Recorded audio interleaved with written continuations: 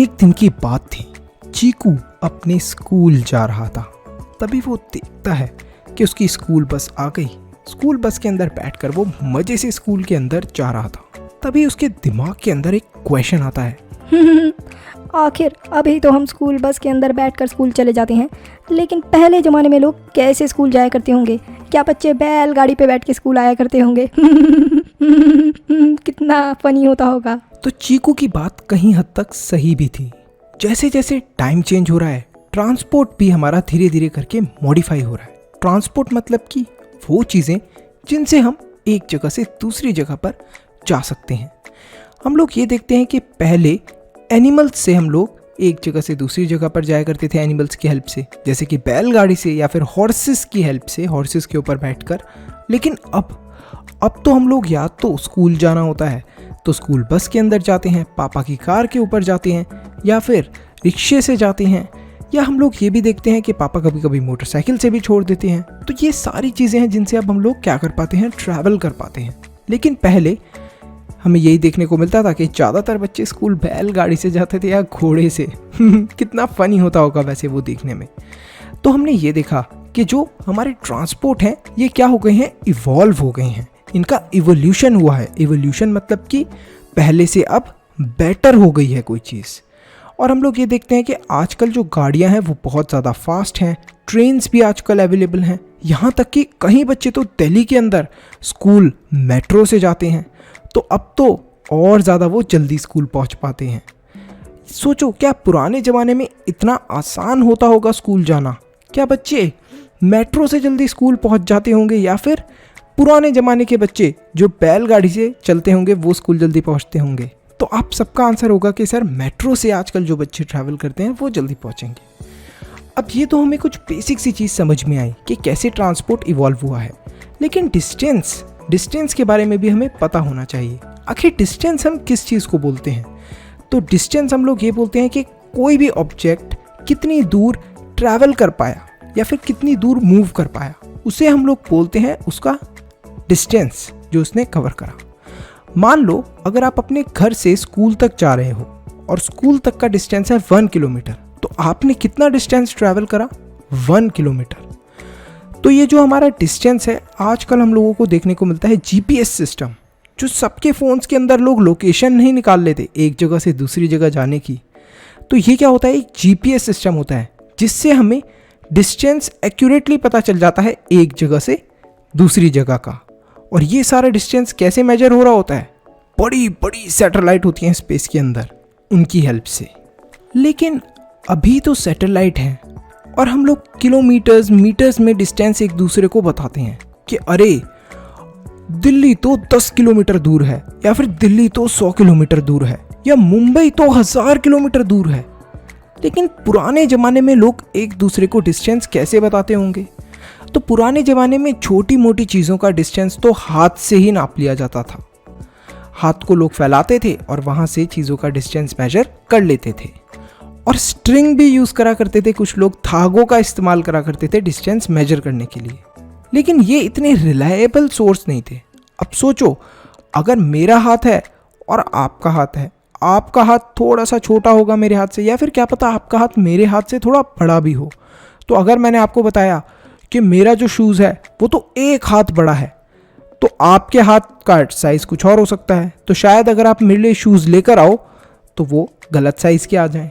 तो ये जो हमारा मेजरिंग का तरीका था हैंड्स के थ्रू, ये काफ़ी ज़्यादा अनरिलायबल था। अनरिलायबल मतलब कि एक्यूरेट नहीं होता था। तो इसी वजह से हमने बनाई standard units of measurement. Standard units of measurement मतलब कि अगर, जैसे मैंने अभी आपको एक शूज़ का एग्जांपल दिया, तो एक स्टैंडर्ड यूनिट बना दी जाए शूज़ की कि अगर 7 नंबर का शू है तो किसी भी शॉप पे चले जाओ उसका साइज़ सेम होगा। अगर 8 नंबर का शू है तो उसका साइज़ सेम होगा।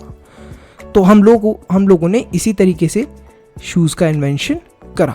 तो ये तो हमने बहुत छोटे लेवल पे बात करी। अब मान लो कि आपका कोई दोस्त है जो अमेरिका के अंदर रहता है और आपको उसके लिए शूज़ लेके जाने हैं, तो आप कैसे शूज़ लेके जा पाओगे? यहाँ का, अब इंडिया में हम लोग बोलेंगे कि 7 साइज़ का शूज़ चाहिए, तो वो साइज़ शायद अमेरिका में डिफरेंट हो। नहीं, इसीलिए तो हमने एक स्टैंडर्ड यूनिट बनाई है मेजरमेंट की। तो अमेरिका के जो शू का साइज़ होगा वो सेम वैसा ही साइज़ इंडिया में भी अवेलेबल होगा, और जो इंडिया से आप 7 नंबर का शू लेके जाओगे अपने फ्रेंड के लिए अमेरिका, उसका साइज़ भी सेम होगा। अच्छा, आप लोगों के शूज़ का साइज़ कितना है फटाफट कमेंट सेक्शन के अंदर बताओ। तो यहाँ पर मैं आपको कुछ स्टैंडर्ड यूनिट बताता हूँ मेजरमेंट की। जैसे 1 मीटर जो होता है वो किसके इक्विवेलेंट होता है? 100 सेंटीमीटर के। 1 केजी के अंदर कितने ग्राम्स होते हैं? 1000 ग्राम्स। 1 सेकेंड क्या होता है? 1/60th ऑफ अ मिनट होता है। तो यहाँ पर ये जो मैंने आपको यूनिट्स बताए हैं ये स्टैंडर्ड यूनिट्स हैं, मतलब पूरी दुनिया के अंदर अगर आप कहीं पर भी जाते हो तो 1 केजी 1 केजी ही रहेगा, 1 मीटर 1 मीटर ही रहेगा, और 1 सेकेंड 1 सेकेंड ही रहेगा।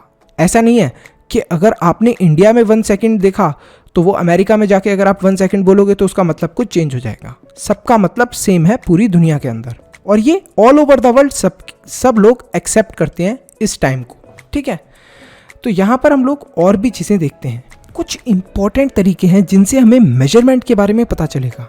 अब किसी भी चीज़ को मेजर करना होता है तो हमें किस चीज़ की ज़रूरत पड़ती है आजकल? आप लोग मैथ्स की क्लास में मैम आपसे मंगवाती भी होंगी वो चीज़, स्केल। तो हमें स्केल की ज़रूरत पड़ती है। अब स्केल से मेजरमेंट किस तरीके से करते हैं? हमें स्केल को किसी भी चीज़ के कॉन्टैक्ट में रखना चाहिए जहाँ से हमें उसे मेजर करना है। मान लो अगर आपने एक ज्योमेट्री बॉक्स रखा है और आपकी एक साइड आपने नोटबुक रखी है, उन दोनों के बीच का डिस्टेंस मेजर करना है, तो आपको अपना स्केल कहाँ पर रखना होगा? ज्योमेट्री बॉक्स के कॉन्टैक्ट में। इसके साथ साथ आपको ये याद रखना है कि स्केल कहाँ पर आपका मार्क होना चाहिए, जहाँ से आप मतलब काउंट करना स्टार्ट कर रहे हो, ज़ीरो पे। जो ज़ीरो की मार्किंग होती है स्केल की, वहाँ से आपको लगाना है अपने ज्योमेट्री बॉक्स के ऊपर। अब वहाँ से आप जब मेजरमेंट लोगे तो इस चीज़ का भी ध्यान रखना कि आपका स्केल टेढ़ा मेढ़ा ना हो, बिल्कुल स्ट्रेट हो। तो अपनी आई पोजीशन से बिल्कुल उसको करेक्ट एंगल पे रखना, और वहाँ से फिर आप एक्यूरेट मेजरमेंट ले पाओगे। अब ये बात तो थी किस चीज़ की? सिंपल सी बात थी हमारी कि हमें ज्योमेट्री बॉक्स से नोटबुक तक का मेजरमेंट करना था। क्या होगा अगर हमें मेजर करनी हो कोई कर्व्ड लाइन? कर्व्ड मतलब कि टेढ़ी मेढ़ी, और ये भी हमें स्केल से ही करनी है मेजर। तो हम लोग स्केल से मेजर तो उसे नहीं कर पाएंगे, क्योंकि स्केल को कैसे हम टेढ़ा मेढ़ा करेंगे? अगर टेढ़ा मेढ़ा करा तो वो तो टूट जाएगा। तो इन कर्व लाइंस को मेजर करने का एक बहुत ही आसान ट्रिक है। आप एक थ्रेड लेना, और जो वो कर्व लाइन है उसके एक पॉइंट से दूसरे पॉइंट तक उस थ्रेड को क्या कर लेना? उस थ्रेड से मेजर कर लेना।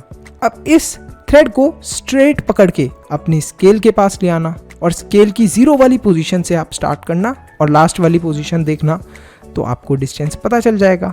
तो कुछ इस तरीके से हम लोग कर्व लाइंस को भी मेजर कर सकते हैं एक बहुत ही आसान ट्रिक से। तो आई होप स्टूडेंट्स आपको पता चला होगा। अब कुछ मोशन होते हैं जिनके बारे में हमें पता होना चाहिए। तो कौन कौन से मोशन होते हैं समझते हैं। तो एक होता है रेक्टिलिनियर मोशन। रेक्टिलिनियर मोशन हम उस मोशन को बोलते हैं जिसके अंदर ऑब्जेक्ट मूव करता है स्ट्रेट लाइन के अंदर, मतलब बिल्कुल सीधा। ना ही वो इधर मुड़ता है, ना ही वो राइट साइड, ना ही वो लेफ्ट साइड मुड़ता है, इधर उधर वो मुड़ता ही नहीं है, बिल्कुल सीधा चलता है। तो हम लोग क्या बोलते हैं उस वाले मोशन को? रेक्टिलिनियर मोशन या फिर स्ट्रेट लाइन मोशन। एग्जाम्पल क्या है? एक ट्रेन का। एक ट्रेन मूव कर रही है अपने ट्रैक्स के ऊपर बिल्कुल स्ट्रेट, तो उसको हम लोग बोल सकते हैं रेक्टिलिनियर मोशन। दूसरा मोशन होता है circular motion. Circular motion example क्या हो सकता है सर सर्कुलर मोशन का? अच्छा, कभी ग्राउंड के अंदर गोल गोल घूमे हो आप लोग, राउंड लगाए हैं सर्कुलर राउंड्स, तो वो क्या हो जाएगा आपका सर्कल के अंदर? जब आप ग्राउंड के अंदर भागते हो तो उसे हम लोग बोल देते हैं सर्कुलर मोशन। तो इसके अंदर क्या होता है? हम लोग सर्कल्स के अंदर भाग रहे होते हैं, नेम से ही सजेस्ट हो रहा है, तो सर्कुलर मोशन बोल दिया। फिर होता है पीरियोडिक मोशन। अब पीरियोडिक मोशन क्या होता है? जब कोई भी ऑब्जेक्ट अपना मोशन रिपीट करता है एक फिक्स्ड इंटरवल ऑफ टाइम पे, तो उसे बोलते हैं हम लोग पीरियोडिक मोशन। अब पीरियोडिक मोशन का एग्जाम्पल क्या है? पेंडुलम। जब आप पेंडुलम को हिलते हुए देखोगे तब वो अपनी मेन वाली जगह से, जिसको हम लोग बोलते हैं मीन पोजीशन से, एक्सट्रीम पोजीशन पे जाता है और फिर दोबारा अपनी उसी पोजीशन के ऊपर वापस आ जाता है। ज़्यादा डिटेल में मत जाओ, बड़ी क्लासेस में आप डिटेल में से समझ जाओगे। अब जो हमारा फोर्थ मोशन होता है वो होता है रोटेशनल मोशन। इस मोशन के अंदर हम लोग ये देखते हैं, जैसे अर्थ को ले लो आप। अर्थ क्या कर रही है? सर अर्थ तो कुछ नहीं कर रही, अर्थ रोटेट कर रही है, घूम रही है। अब वो आपको नहीं पता चल रहा, थोड़ा बड़ी क्लासेस में पता चलेगा कि हमें क्यों नहीं पता चल रहा, बट अर्थ भी घूम रही होती है, रोटेट कर रही होती है, तो इसे ही हम लोग बोलते हैं रोटेशनल मोशन। अगर आप भी खड़े खड़े गोल गोल घूम रहे हो मतलब अर्थ की तरह, तो उसे आप बोल सकते हो कि हाँ रोटेशनल मोशन है। सर्कुलर पाथ के अंदर नहीं, गोल गोल मतलब खड़े स्ट्रेट एक जगह पर ही खड़े होकर घूम रहे हो, so that is circular motion. तो मोशन को हम लोग डिफाइन कैसे कर सकते हैं? मोशन को हम लोग डिफाइन कर सकते हैं change in position of object. किसी भी ऑब्जेक्ट की पोजीशन के अंदर चेंज हो रहा है तो वो क्या हो गया हमारा मोशन। अब इस चैप्टर से कुछ इंपॉर्टेंट कीवर्ड्स हैं जिसके बारे में हमें पता होना चाहिए। जैसे सर्कुलर मोशन हमने डिस्कस करा, ये तो स्टूडेंट्स आपको पता चला। डिस्टेंस भी पता चला, मेजरमेंट भी पता चला आपको कि किस तरीके से मेजर करते हैं चीज़ों को और मेजरमेंट क्यों इंपॉर्टेंट है। मोशन भी पता चला आपको, पीरियोडिक मोशन भी पता चला। रेक्टिलिनियर क्या था मोशन हमारा? Straight line motion. SI units के बारे में भी पता चला। एसआई यूनिट क्या होती है? हमारी स्टैंडर्ड यूनिट्स होती हैं, all over the world same unit मानी जाती है। जैसा मैंने आपको बताया था ना कि अगर आप इंडिया में 1 सेकंड बोलते हो और अमेरिका में 1 सेकंड बोलते हो तो उसका मतलब एक ही होता है, डिफरेंट नहीं होगा। दूसरा है यूनिट्स ऑफ मेजरमेंट, कि क्या क्या यूनिट्स होती हैं मेजरमेंट की। अब जो यूनिट्स ऑफ मेजरमेंट मैंने आपको बताई हैं, देखते हैं कितने बच्चों को अभी तक याद हैं। फटाफट कमेंट सेक्शन के अंदर बताओ कि क्या क्या मैंने यूनिट्स ऑफ मेजरमेंट बताई थी। और इस वीडियो को लाइक करो, चैनल को सब्सक्राइब करो, अपने दोस्तों के साथ शेयर भी करो इन वीडियोस को। Thanks for watching, see you in the next video. Manu से ज्ञान लेते रहो।